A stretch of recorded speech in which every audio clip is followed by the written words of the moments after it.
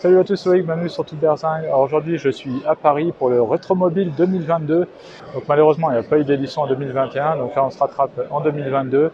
J'ai vu quelques photos hier, il y a du lourd. Donc on va aller voir ça tout de suite. Allez, c'est parti. Alors dans cette vidéo, on va voir surtout le salon en lui-même. Donc pour ce qui est de la vente arcuriale, je ferai une vidéo à part. Donc surtout si vous ne voulez pas la louper, abonnez-vous. Je vous ferai aussi une vidéo spécifique pour les voitures à moins de 25 000 euros, puisqu'ici, il y a une zone avec des voitures à vendre à moins de 25 000 euros. Alors ici, nous sommes sur le stand du magazine Youngtimer. Donc forcément, il y a pas mal de Youngtimer. Donc là, on a une Mitsubishi Lancer Evolution, Lancer Delta intégrale, on a Subaru Impreza, donc là on a une Escort RS Cosworth. Alors le stand Amilcar, où là on en a une dans son jus et j'aime bien le design de celle-ci. Voilà, là on est en plus typiquement français, hein, avec l'énorme bouteille de champagne, une fausse sûrement. Et ouais, j'adore les voitures comme ça, vraiment dans leur jus, sorties de grange. C'est incroyable. Alors ici nous sommes sur le stand Samsung, c'est une marque française de luxe, une de plus. Alors là nous sommes sur le stand du club Facel Vega et là on a une Facelia. C'est des voitures vraiment magnifiques les Facel. Ah voilà à l'intérieur, Facel Vega c'est toujours incroyable, le grand luxe. Alors après on a le stand du club Bugatti France qui expose ici une Type 23. Donc ça c'est vraiment une ancienne Bugatti, hein. Celle-ci elle est de 1922, pour vous dire. Et alors il faut que je vous montre le moteur parce que regardez-moi ça. Ce qui est bien c'est que là la mécanique est vraiment accessible et on voit tout. Et en fait même la mécanique est jolie quoi. Regardez les pédales. Conduire, ça doit être quelque chose. Le stand du club Mercedes avec une 300, absolument magnifique. Et puis là, elle est super bien mise en valeur. Très belle berline. Alors là, on est sur le stand de Vincennes en scène et on a la voiture d'un collègue youtubeur, une DeLorean à Paris. Donc voilà, si vous voulez voir ses vidéos, je vous invite à aller voir. Et donc là, c'est sa voiture, donc DMC DeLorean. DeLorean DMC 12, pardon. Donc la fameuse voiture de retour vers le futur, équipée du V6 PRV. On a une très belle Morgane. Alors là, on a une Ferrari Mondial Cabriolet dans une très jolie configuration. Bleu nuit, intérieur tan. Et puis elle est dans un état exceptionnel celle-ci, regardez-moi ça. Alors là, on a une voiture incroyable. Jaguar Type C.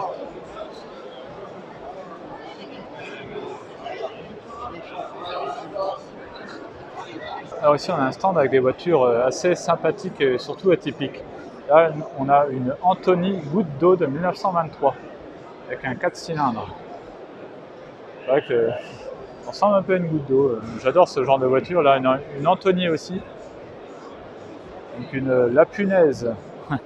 La Punaise de 1927.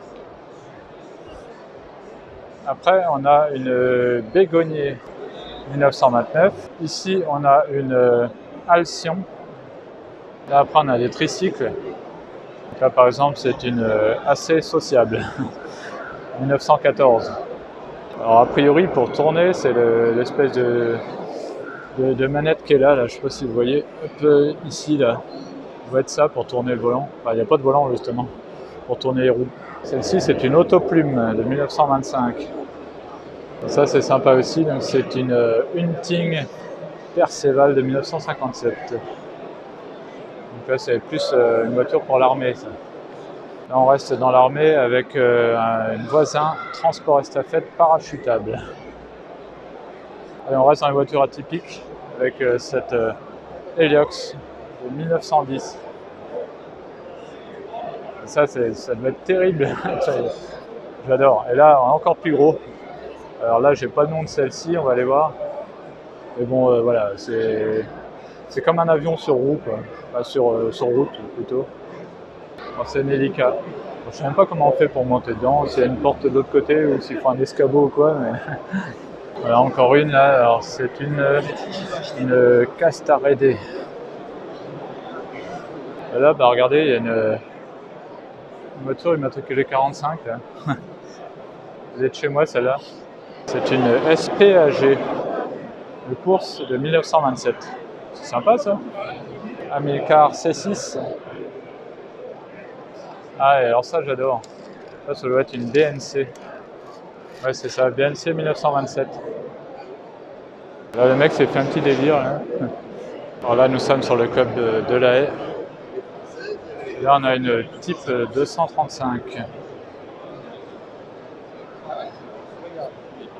Une très jolie TR3 sur le stand du club Triomphe.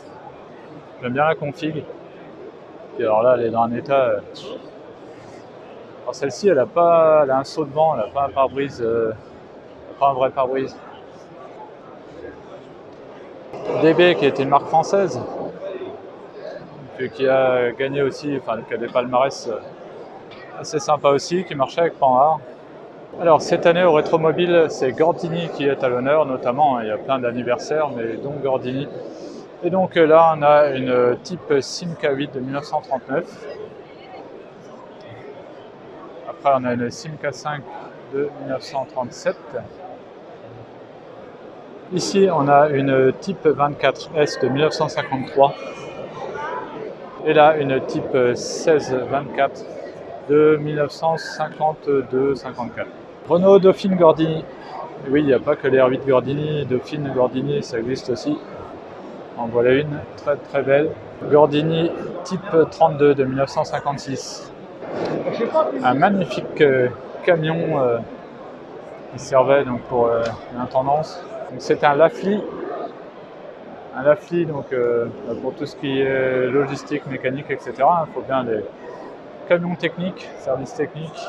Gordini, j'adore ce genre de camion, ça replonge dans l'ambiance de l'époque. Gordini 31S de 1954. Regardez-moi cette vue là avec le camion technique derrière. Bon, et puis bien sûr une R8 Gordini. Hein. Donc je pense que c'est le plus mythique celle-ci. Avec le moteur en porte-à-faux arrière, donc souvent la légende, mais c'est pas qu'une légende, dit qu'il chargeait de sacs de sable l'avant pour que ça adhère, parce que sinon ça partait un peu en sucette. Alors R12 Gordini, donc là ils ont mis le moteur à l'avant du coup, assez performante aussi, hein. Moins mythique mais performante. Alors là on a une voiture mythique des rallyes là aussi, une Lancia 037. Ça c'est pareil, ça a un palmarès assez incroyable. Et c'est une voiture du coup qui a pris une cote aussi qui est assez incroyable. Alors ces voitures-là, je trouve ça excellent. C'est une Bedelia. Le conducteur est derrière et le passager est devant. Une de place. Ça c'est un truc de fou, j'en ai déjà vu rouler à Montlhéry. Bah, d'ailleurs là on est sur le stand de Vintage Revival Montlhéry, donc si vous voulez y aller. J'ai déjà fait des vidéos dessus, je ne sais pas si je vais y aller cette année, mais voilà. Vous pouvez voir rouler ce genre d'engin. Ici, on a une cycloauto de 1919. Et là, pareil, un autre tricycle là-bas. Et là, on a une Villard. Alors ici, on a une Bugatti Type 23. Donc là, pareil, regardez les pédales. 94. Les petits pieds. Hein. Un truc de fou, là. J'aime bien parce qu'on voit vraiment tout. Alors ici, nous avons le Tridim. Alors c'est un aérotrain. Un process Bertin, alors regardez, parce que là on peut le voir justement en action.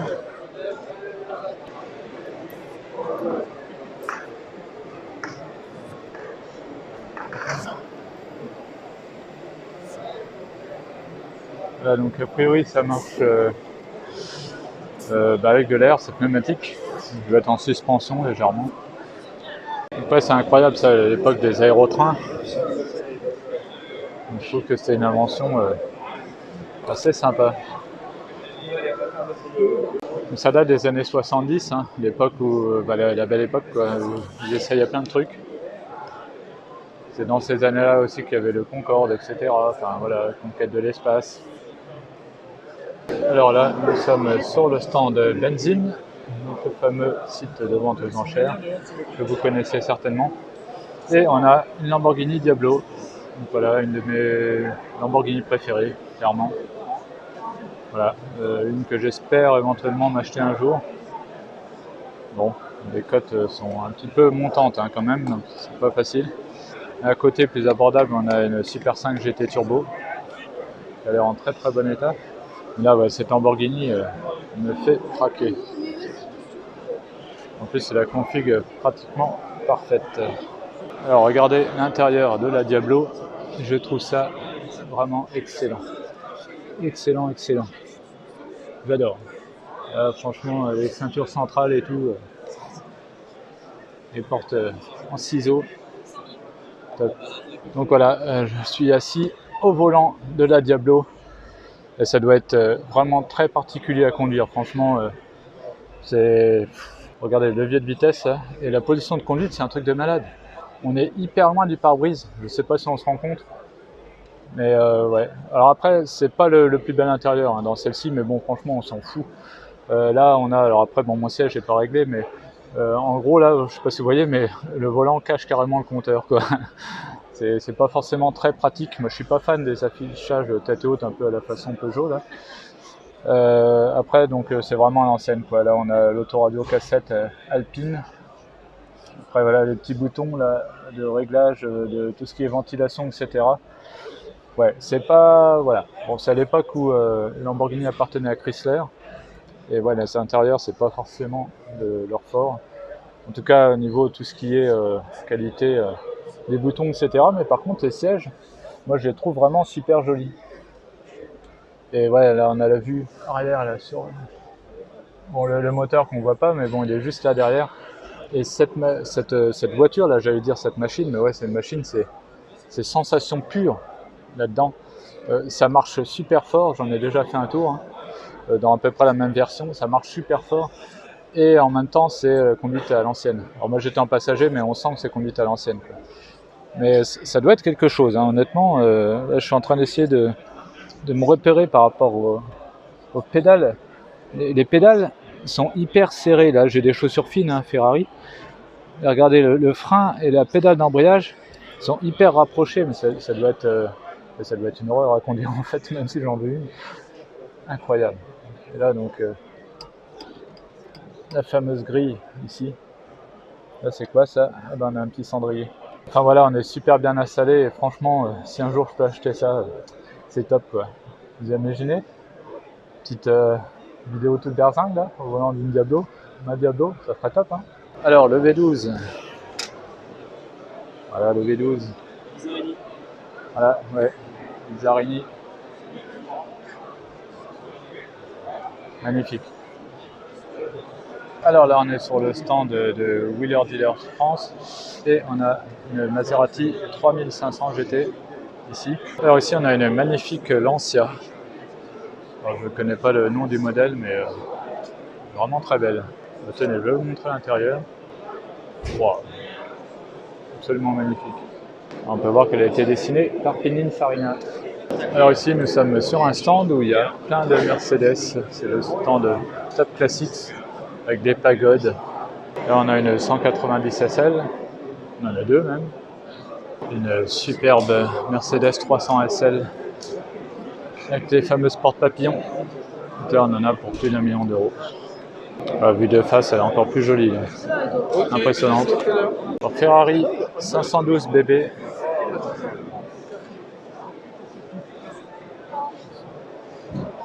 Avec les sièges Daytona, intérieur Cartier. Config assez rare, très sympa. Après là, on a une Jamara, une Lamborghini Jamara S. Ça, c'est assez rare aussi comme Lamborghini. Je vous montre l'intérieur. Voilà. Là, ça change des contacts, etc. Alors ici, on a une Maserati et c'est une Bora. Je vous montre l'intérieur, la grande classe italienne. Et là, une Ghibli. L'ancien Beta Monte Carlo. Alors là, ce que j'aime bien sur celle-ci, bon déjà le design, j'aime bien, et surtout regardez comment s'ouvre le capot arrière avec le moteur en position centrale. Je vais vous montrer ça tout de suite. Et voilà. Aston Martin DBS Superleggera. Voilà, c'est pareil, hein. Ferrari 330 GT 2+2, donc 2+2 puisqu'elle a 4 places. Lotus Sullivan. Alors Ferrari 250 GT.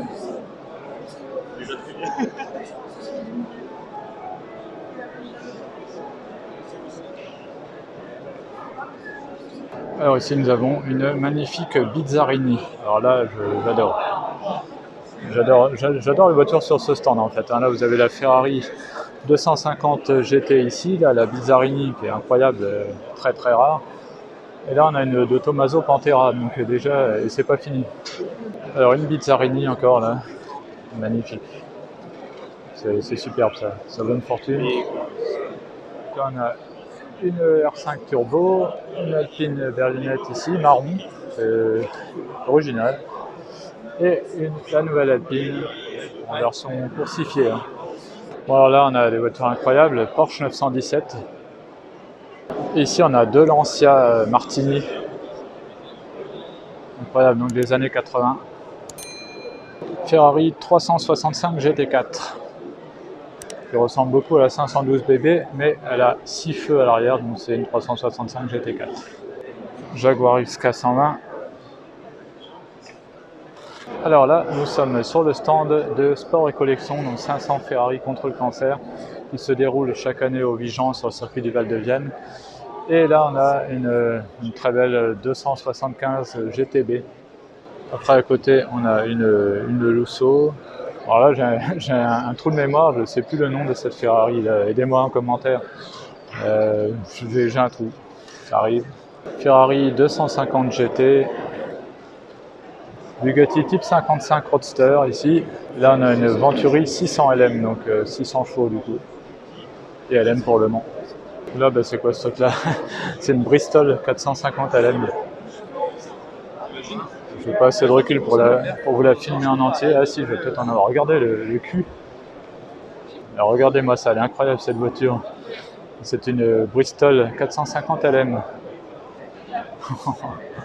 J'adore les Anglais, ils sortent de ces trucs des fois. Mais n'empêche que je pense que c'est niveau aérodynamisme, ça va pas être si mal.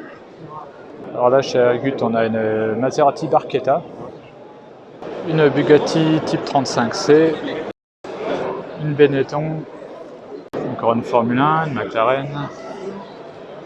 Alors ça c'est une Omega 6, je connaissais pas. Peugeot 402 Special Sport. Très belle ligne. Très élégant ça. Alors après à côté, qu'est-ce que c'est ça? Ah, c'est une Oscar. Encore une Oscar ici. Donc là on est sur le stand de Saga classique Mercedes avec donc 190 SL. Une pagode. Voilà, une très belle, je ne sais pas ce que c'est ce modèle-là.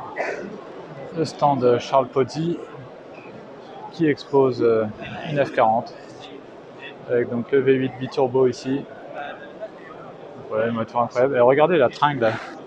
Ça c'est pour ouvrir la porte de l'intérieur. Donc, voilà le fameux concessionnaire Ferrari, très connu ici à Paris.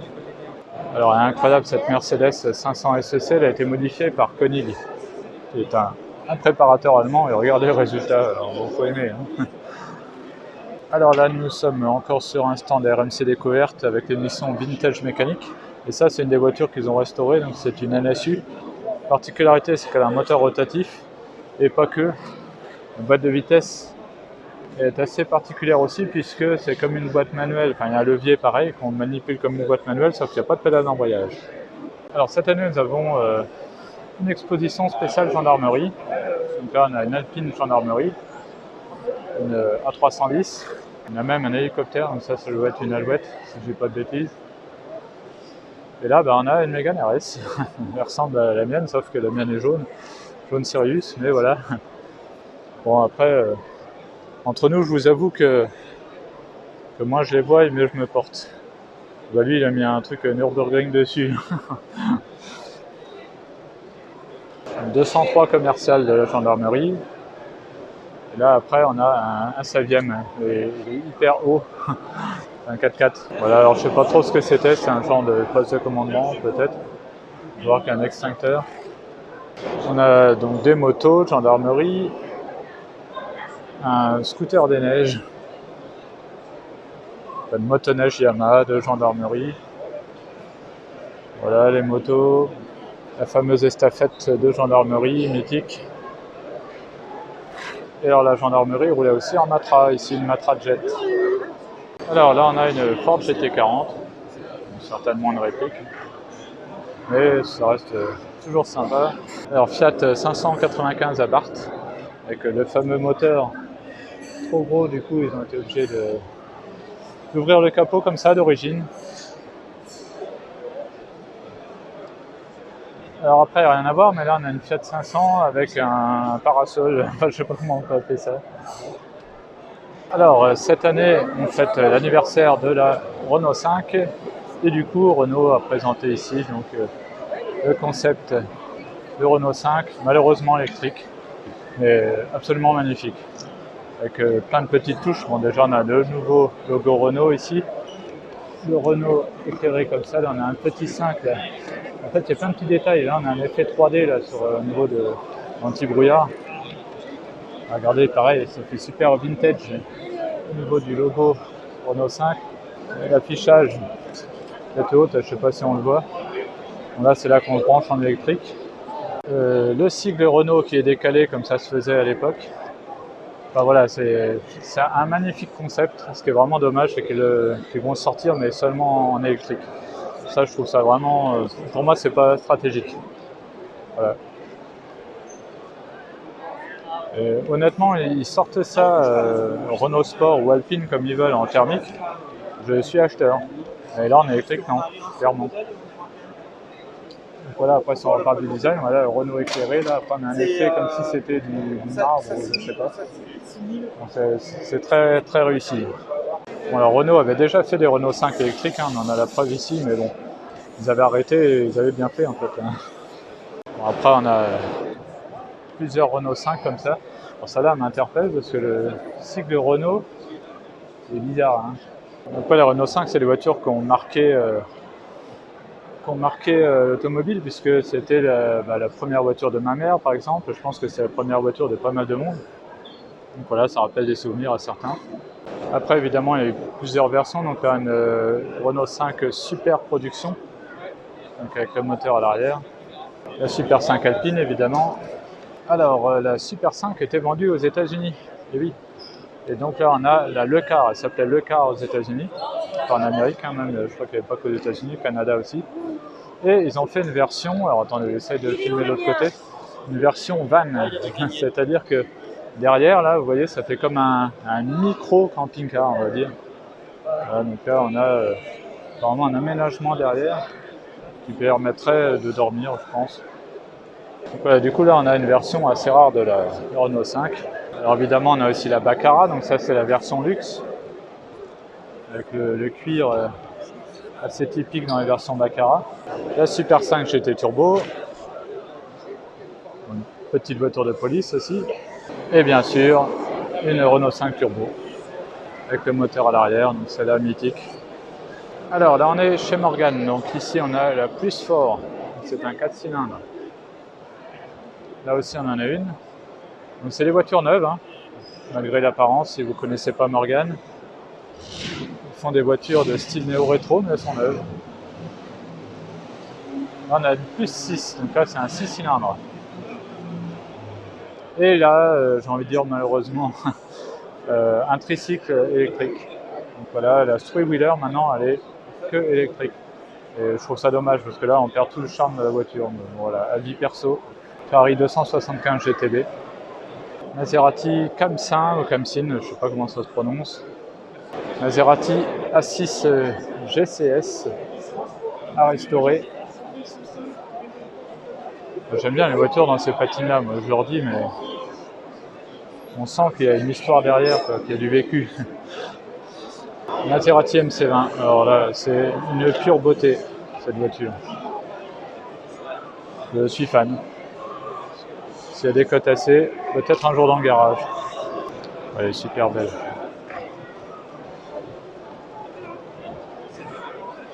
Bon alors là je crois qu'on a le Graal. Je savais que c'était là mais un truc de fou quoi.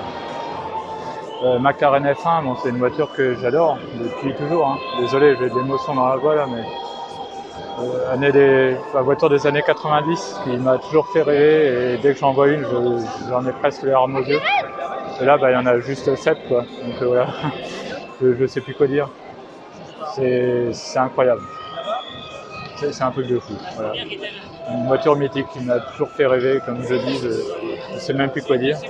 Alors petit rappel quand même sur la McLaren F1, 106 exemplaires, toutes confondues. Donc là, voilà, il y a presque 7% de la production qui est là, ce qui est énorme.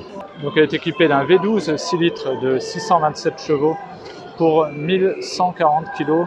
Vitesse maxi à l'époque, années 90, hein, je rappelle, 391 km/h. C'était la voiture la plus rapide du monde. L'équivalent de la Bugatti Veyron aujourd'hui, quoi. Enfin, voilà, une voiture vraiment mythique. 0 à 100 en 3,04. On est en 1900, dans les années 90. C'est une voiture qui a été produite de 1993 à 1998 exactement. Alors il y a plusieurs versions. Il y a la version LM aussi qui fait elle 691 chevaux. Et la version GTR, on en a une là-bas en long tail. On va aller la voir après de plus près. Il fait un peu moins de chevaux là, 607, mais elle est plus légère.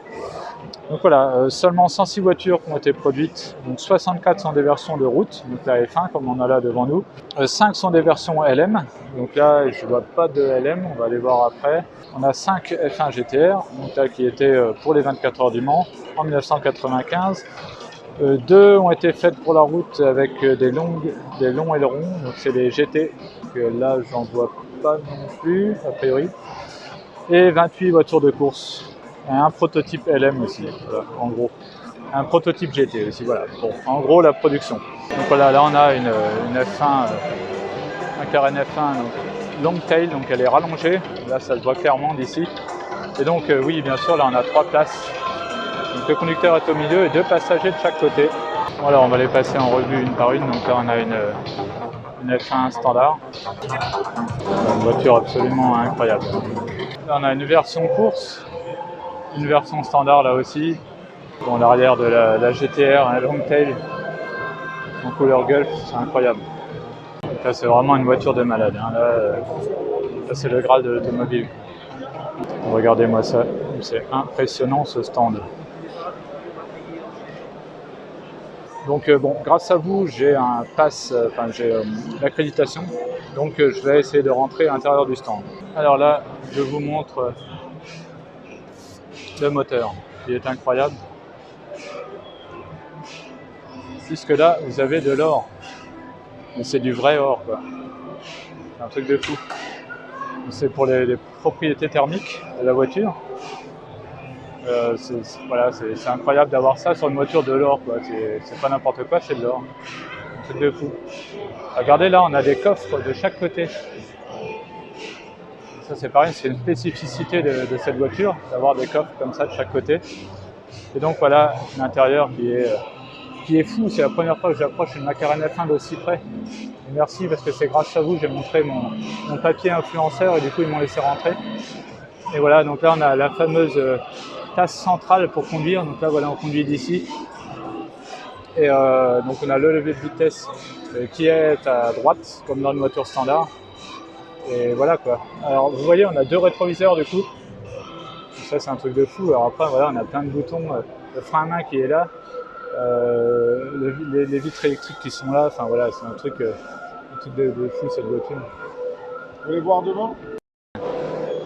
Alors regardez comment c'est léger. Ouais, c'est vrai que c'est hyper. C'est en quelle matière C'est en fibre de carbone. Tout est en carbone, la carrosserie? Oui, et le châssis aussi. Le châssis aussi? Ça prenait 3000 heures pour faire un châssis à l'époque. 3000 heures? Ah ouais. C'est l'une des raisons pour laquelle ça coûtait si cher. D'accord. Et l'or qui est là-bas pour le moteur, c'est pour les propriétés thermiques, non? Exactement. C'est ça pour... Le moteur génère beaucoup de chaleur. Ouais. Beaucoup. Moi, j'ai conduit cette voiture la première fois. Ah ouais? J'avais une plaque anglaise derrière. Quand je suis arrivé à destination, la plaque a avait fondu. fondu. D'accord. C'est incroyable.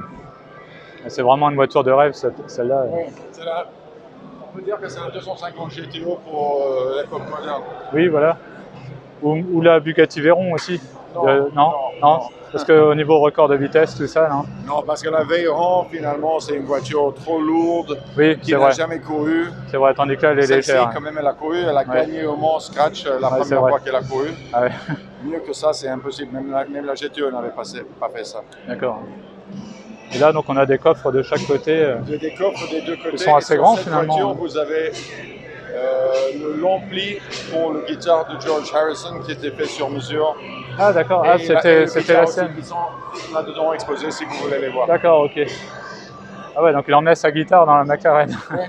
Ouais, c'est fou ça. Ah, un rockstar, c'est obligatoire. Ah oui. Ah, puis le moteur, il est incroyable, donc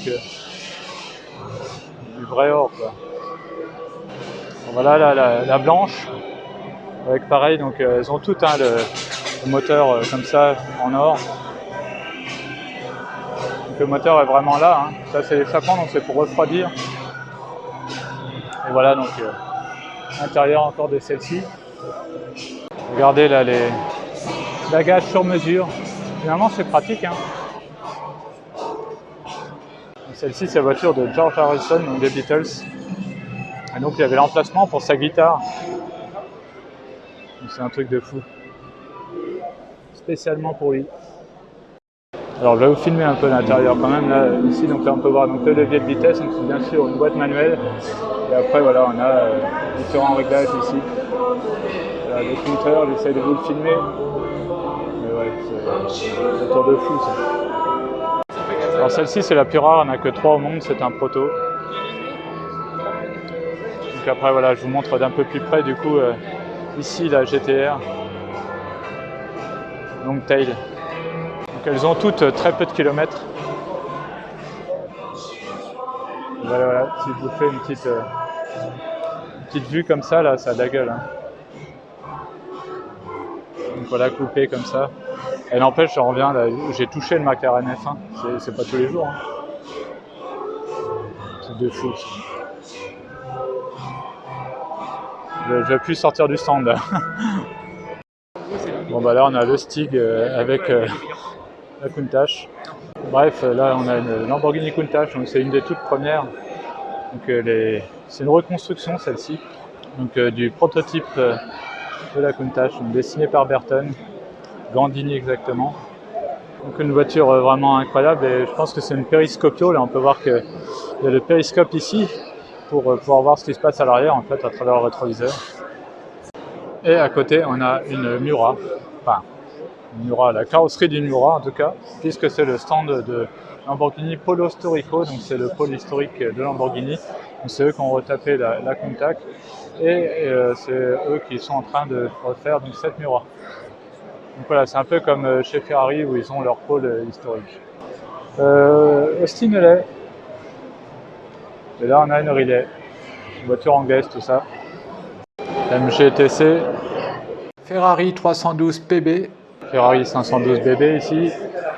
365 GT 2+2, Ferrari 365 GTB4 Spider Nart Competizione. Ferrari 550 Maranello.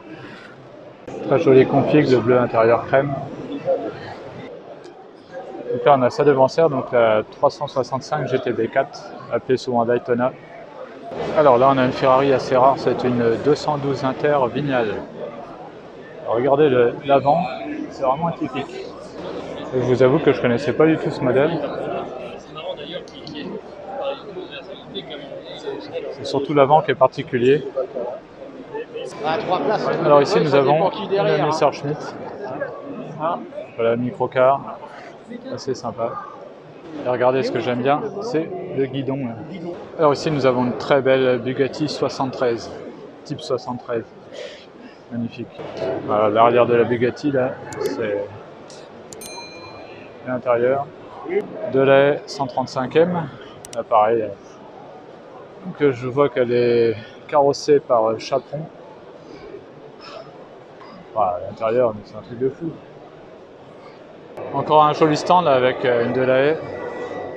Et ici on a une Type 57 coupée dans son jus, là, sortie grange. Même un phare qui fait la gueule. Alors une DB, ce qui veut dire Dots Bonnet. Alors ça je viens de l'apprendre. Hispano Suiza, ça c'est pareil, c'est le grand luxe. Alors là on a la Citroën Ami, mais celle-ci est un peu spéciale. Je vois qu'il y a une roue de secours sur le toit, des roues 4x4, des plastiques sur les côtés. Bon, c'est la Buggy Concept. Bon, il n'y a pas que la McLaren F1 qui a de l'or, hein, celle-là aussi, mais bon, je pense pas que ce soit du vrai là. Ferrari 328 GTS, Volkswagen T1 Samba, 23 windows, donc là il y a 23 fenêtres. Je vous laisse compter, on en x2 avec l'autre côté. Et ça vaut une fortune aujourd'hui. Là, voilà, il y a le prix d'ailleurs, 159 000 € ce truc, c'est énorme. Ferrari Testarossa, avec une couleur qui change un peu, un bleu très foncé, presque gris même. Alors par contre je la trouve un peu chère personnellement, là, elle est vendue presque 160 000 €, là. Je trouve que ça touche un peu. Bon là attention, là il y a du lourd. Là. Une 300 SL Roadster. Elle n'est pas à vendre, mais là il y en a pour plus d'1 million d'euros. Et elle est là posée comme ça, normal. Alors là on a un truc très sympa, c'est une pile Trident de 1965. Là ils ont fait une petite mise en scène, donc c'est une voiture électrique. Hein, les piles sont assez connues, les piles 50 notamment. C'est une marque anglaise. Alors là à mon avis il faut pas être grand là-dedans. Oh là là. Bon, à côté plus sérieux, là on a une Alfa Romeo. Celle-ci c'est une 6C 2500 Sport. Donc là déjà c'est autre chose. Alors là on a le stand Pursan Argentina et je crois que c'est eux qui font les répliques. Donc là je sais pas si c'est une vraie Americar du coup. Et ils font surtout les répliques des Bugatti Type 35 et là je pense que du coup ça en est une. Alfa Romeo 6C 2500, super, une de plus. Alors ici on a une Lamborghini Jamara S. Donc ouais, personnellement j'aime bien le design de cette Lambo. Là je vous présente celle qu'on peut considérer comme la première automobile de tous les temps. C'est une reproduction du Fardier de Cugnot. Et c'est français. Et en fait, ouais, c'est le premier engin qui bouge sans l'aide de chevaux, ni d'hommes, ni quoi que ce soit. Donc ça marche à vapeur. Donc là, c'est une reproduction au plus près de la vraie, quoi. Donc le Fardier de Cugnot, donc on peut dire du coup que c'est la première automobile. Ça roulait pas très vite, hein, mais voilà, ça a le mérite d'exister, on va dire. Mais du coup, grâce à cet engin, on peut dire que c'est les Français qui ont inventé l'automobile. Finalement, c'est un Français, hein, si on considère que c'est une automobile. Ah, donc là, ils vont la mettre en route. Hop. Allez, regardez. Il ne fallait pas être pressé, hein, mais... ouais, ça fait trembler le sol. Ça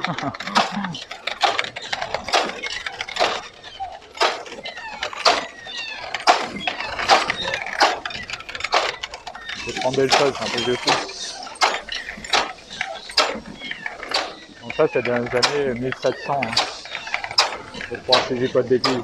Fin 1700. Bon, bien voilà pour cette édition incroyable de Retromobile 2022. Alors incroyable pourquoi notamment grâce à derrière moi donc les McLaren F1, 7 McLaren F1, c'est un truc de fou. Donc voilà, c'est vraiment incroyable d'en voir autant comme ça réunis. Moi, c'est vraiment ce qui va marquer cette édition. Donc il y avait aussi du lourd chez Arcurial, mais ça sera dans une vidéo à part. Donc n'hésitez pas à vous abonner si vous ne voulez pas louper la prochaine vidéo. Alors par contre, énormément de monde. Le samedi, c'est un truc de fou. Je pense que quand je reviendrai, maintenant, ça sera le vendredi. Je poserai une journée parce que là, c'est vraiment pas possible.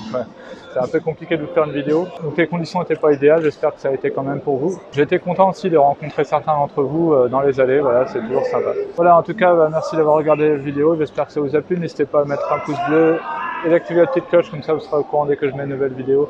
On se retrouve à très bientôt sur Twitter. Salut!